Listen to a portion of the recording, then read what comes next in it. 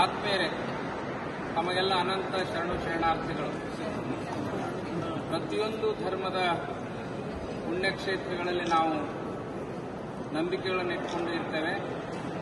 ಲಿಂಗಾಯತರಿಗೆ ಬಸವ ಕಲ್ಯಾಣ, ಕೂಡಲ ಸಂಗಮದ ರೀತಿಯಲ್ಲಿ ಕ್ರಿಶ್ಚಿಯನ್ ಸಮುದಾಯಕ್ಕೆ ವೆಟಿಕನ್ ಸಿಟಿಯ ಈ ಉನ್ನತ ಮಟ್ಟದ ಚರ್ಚಿನಲ್ಲಿ ನಾವೆಲ್ಲ ಇವತ್ತು ಇದ್ದೇವೆ.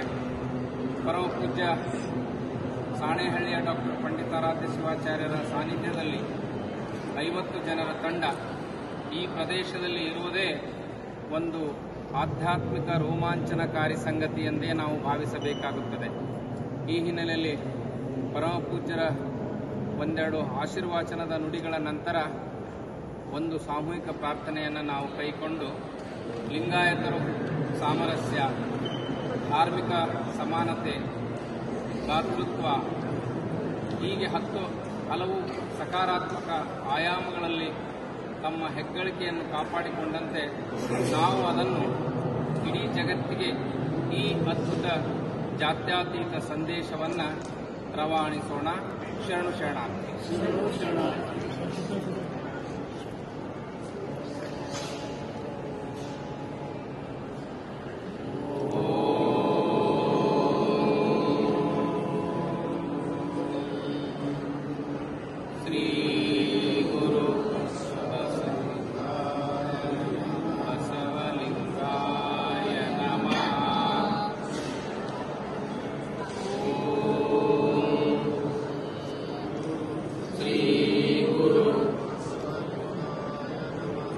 ಬಸವಲಿಂಗಾಯ ನಮಃ.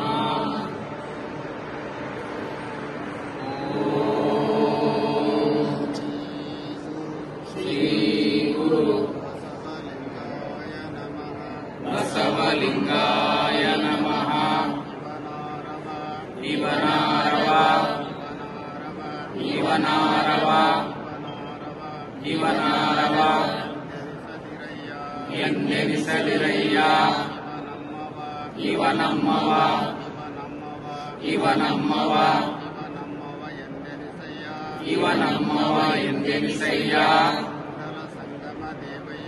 ಕೂಡಲ ಸಂಗಮ ದೇವಯ್ಯ ನಿಮ್ಮ ಮನೆಯ ಮಗನೆಂದೆನಿಸಯ್ಯ. ಎನ್ನ ವಾಮಕ್ಷೇಮ ನಿಮ್ಮದಯ್ಯ. ಎನ್ನ ಹಾನಿರುದ್ಧಿ ನಿಮ್ಮದಯ್ಯ. ಎನ್ನ ಮಾನವಮಾನ ನಿಮ್ಮದಯ್ಯ. ಬಳ್ಳಿಗೆ ಕಾಯಿ ದಿಮ್ಮಿತ್ತೆ ಕೂಡಲ ಸಂಗಮ ದೇವ. ಕಳಬೇಡ ಕೊಲಬೇಡ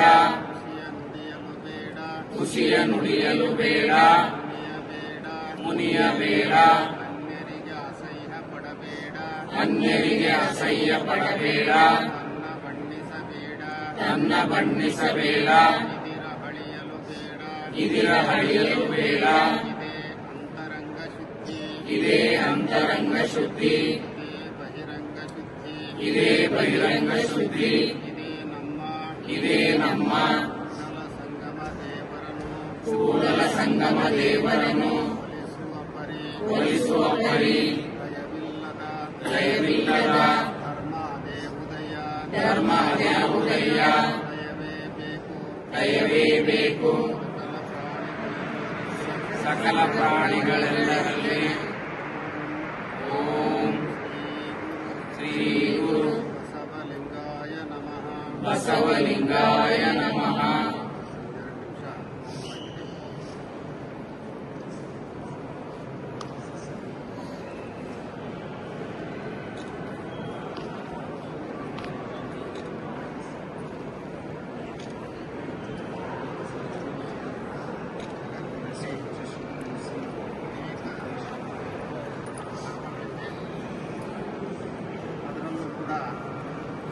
ಕ್ರಿಶ್ಚಿಯನ್ ಧರ್ಮವು ಒಂದು. ಈ ಧರ್ಮ ಪ್ರೇಮ, ಅನುಕಂಪೆ, ಕರುಣೆ ಇವುಗಳಿಗೆ ಒತ್ತು ಕೊಟ್ಟಂಥದ್ದು. ಹಾಗೆಯೇ ಲಿಂಗಾಯತ ಧರ್ಮವು ಕೂಡ ಅಹಿಂಸೆ, ಪ್ರೀತಿ, ಸತ್ಯ, ತ್ಯಾಗ, ಕಾಯಕ, ದಾಸೋಹ, ಏಕದೇವ ನಿಷ್ಠೆ ಇಂಥ ತತ್ವಗಳಿಗೆ ಒತ್ತು ಕೊಟ್ಟರು. ಈ ತತ್ವಗಳನ್ನು ಜಗತ್ತಿನ ಎಲ್ಲ ಜನರು ತಮ್ಮ ಬದುಕಿನಲ್ಲಿ ಪಾಲನೆ ಮಾಡಿದರೆ ಇಡೀ ವಿಶ್ವವೇ ಒಂದಾಗುತ್ತೆ. ಅಂಥ ವಿಶ್ವವನ್ನು ಒಂದು ಮಾಡುವಂಥ ಹಿನ್ನೆಲೆಯಲ್ಲಿ ಕ್ರಿಶ್ಚಿಯನ್ ಧರ್ಮ ಸಾಕಷ್ಟು ಪ್ರಚಾರವನ್ನು ಪಡ್ಕೊಂಡಿದೆ. ಅದರಲ್ಲೂ ಇವತ್ತು ನಾವು ಈ ವ್ಯಾಟಿಕನ್ ಸಿಟಿ ಅಂತ ಹೇಳ್ತಾ ಇದ್ದೇವಲ್ಲ, ಇದು ಕ್ರಿಶ್ಚಿಯನ್ ಧರ್ಮದ ಕೇಂದ್ರ. ಆ ಕೇಂದ್ರದ ಮುಖ್ಯ ಚರ್ಚು ನಾವು ನಿಂತಿರುವಂಥ ತಾಣ. ಈ ಚರ್ಚನ್ನು ನೋಡಿದರೆ ಬಹುಶಃ ಇಂಥಲ್ಲಿ ಬಂದಾಗ ಎಂಥವ್ರಿಗೂ ಕೂಡ ಧಾರ್ಮಿಕ ಸದ್ಭಾವನೆಗಳು ನೋಡುವಂಥದ್ದು ಸಹಜ. ನಮ್ಮಲ್ಲೂ ಕೂಡ ಅನುಭವ ಮಂಟಪ ಅಂತೇಳಿ 12ನೇ ಶತಮಾನದಲ್ಲಿ ಇತ್ತು. ಆದರೆ ಅದು ಈ ರೀತಿಯ ಭವ್ಯ ಕಟ್ಟಡ ಅಲ್ಲ, ಒಂದು ದೇವಾಲಯ ಆಗಿ ಬಯಲನೆ ಬಿತ್ತಿ ಬಯಲನೆ ಬೆಳೆದು ಬಯಲಾಯಿತಯ್ಯ ಅನ್ನೋ ಹಾಗೆ ಆ ಬಯಲು ಇದಕ್ಕಿಂತ ಭವ್ಯವಾದಂಥದ್ದೇ. ಆದರೆ ನಮ್ಮ ಜನರಿಗೆ ಇನ್ನೂ ಬಯಲನ್ನು ಅನುಭವಿಸುವಂಥ ಒಂದು ಮನಸ್ಥಿತಿ ಇಲ್ಲದೇ ಇರೋದ್ರಿಂದ ಭವ್ಯ ಕಟ್ಟಡಗಳಿಗೆ ಅವರು ಮಾರು ಹೋಗ್ತಾ ಇದ್ದಾರೆ.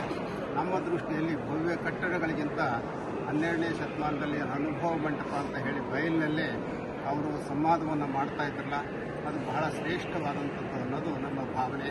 ಇಂಥ ಒಂದು ಸ್ಥಳಕ್ಕೆ ನಾವೆಲ್ಲ ಬಂದಿರುವಂಥದ್ದು ನಮ್ಮೆಲ್ಲರ ಸೌಭಾಗ್ಯ ಅಂತ ಹೇಳಿ ಮತ್ತೊಮ್ಮೆ ಎಲ್ಲರಿಗೂ ಶುಭವನ್ನು ಕೋರಿ ಮಾತುಗಳನ್ನು ಮುಕ್ತಾಯಗೊಳಿಸ್ತೀವಿ. ಶರಣು ಶರಣಾರ್ಥಿ, ಶರಣು ಶರಣಾರ್ಥಿ, ಶರಣು ಶರಣಾರ್ಥಿ.